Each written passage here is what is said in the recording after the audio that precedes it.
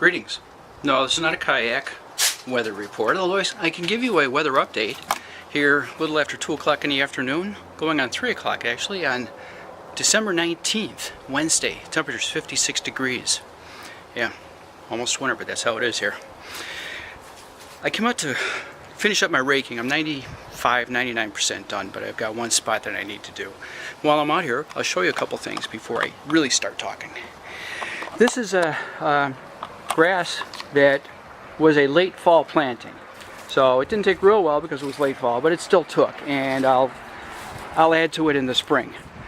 This washes out every year. This is only the second time I've seeded it. I did it first or second year we were here. This washes right out down to gravel. It's terrible. It's annoying as all hell.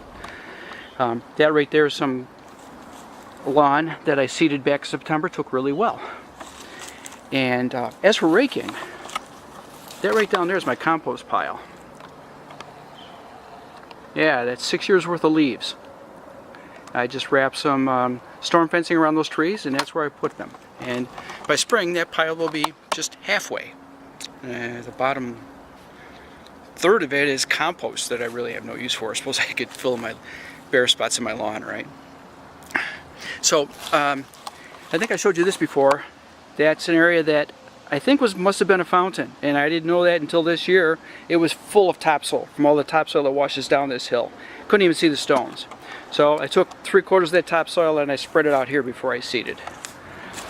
And then here I'll show you this annoying thing. This pops up every couple weeks. It's a mole tunnel, and it goes right across, right there. Goes across. That's the mole superhighway. It's always there. Now this part of my lawn coming up here along the deck is a part of the lawn that always took really well, and until a year and a half ago it started really drying out, and once it started drying out it washed out, and never really saw moles over here until this year. And well, right there you can see there's raised area, but if you see that recessed area right there, that winds all the way down the hill, and it was a mole tunnel that once the water flooded down here, as it does when it really rains, it pours down this hill, washed it right out. So I have to rake this all out, do a little bit of leveling, and I'll plant that in the spring.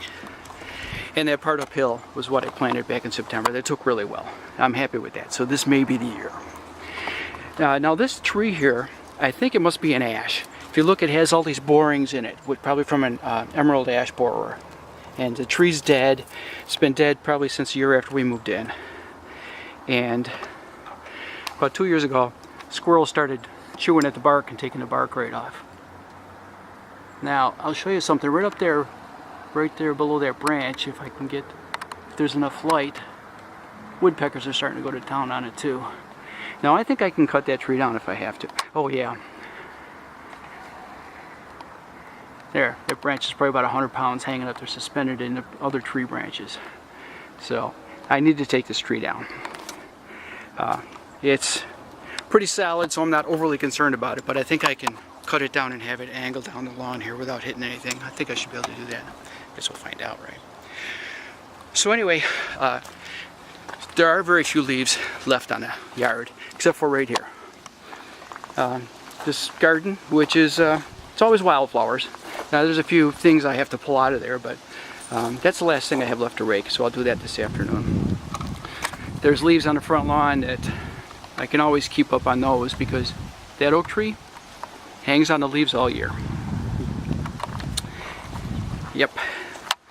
So, my main reason for coming out here to talk to you is something that came up in a conversation in comments with Silly Tom on his running vlog, talking about wanting to run. And I talked about why I don't run anymore in those comments.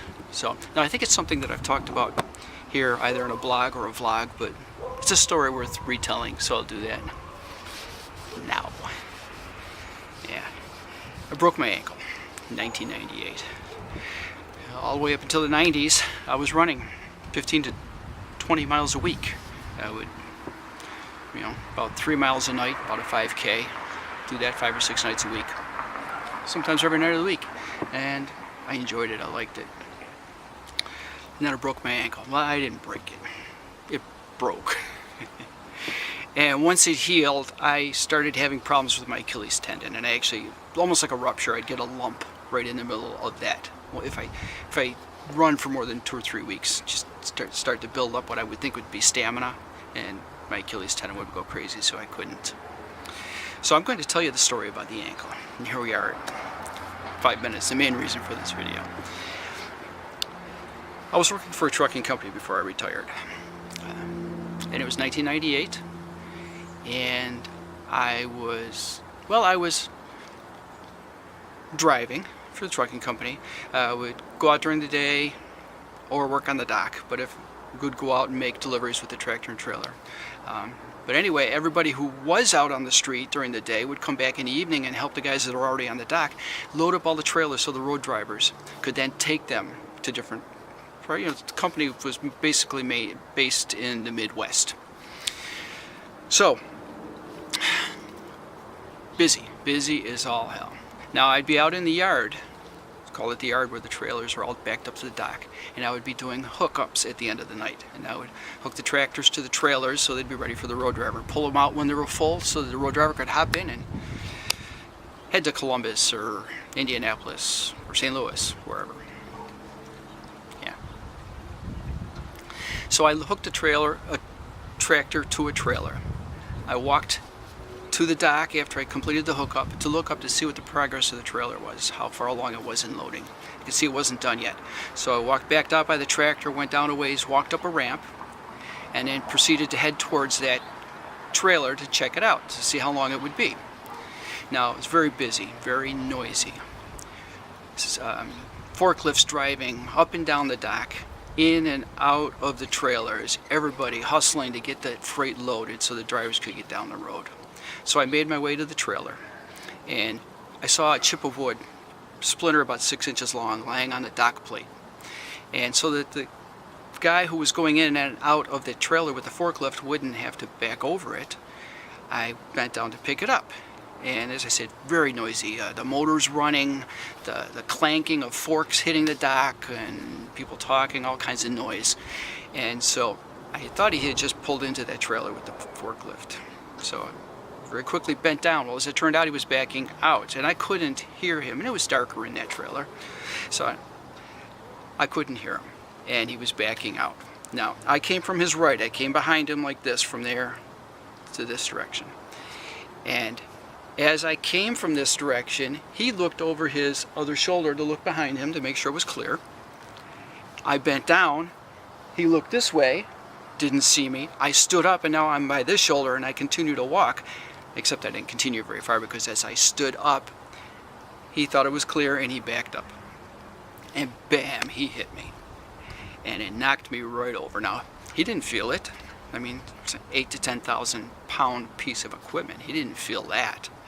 I went slammed down on my side, landed on my arm with the sole of my foot facing that forklift, tow motor, and the wheel of that forklift proceeded to roll up my foot and onto my ankle and stopped, because he felt that. You know, there's an obstruction. What the heck is stopping me? Of course, it could have been me on the ground screaming, "Juan, back up, back up." Because, yeah, I was screaming. And no, I did not want him to back up. I wanted him to stop and back off of my foot, but I was panicked. So either he was confused, but anyway, there's that obstruction and what the hell's going on. Meantime, another driver hooking up a tractor to the trailer next door had walked to the dock to look, and he could see his door and he could see onto the dock on my door. And he saw it all happen. And Juan now is stopped on my ankle, just stopped there.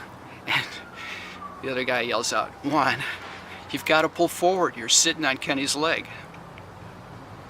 So he did. And yeah, I screamed. They say I scream like a little girl. Something worth knowing, I guess. Yeah.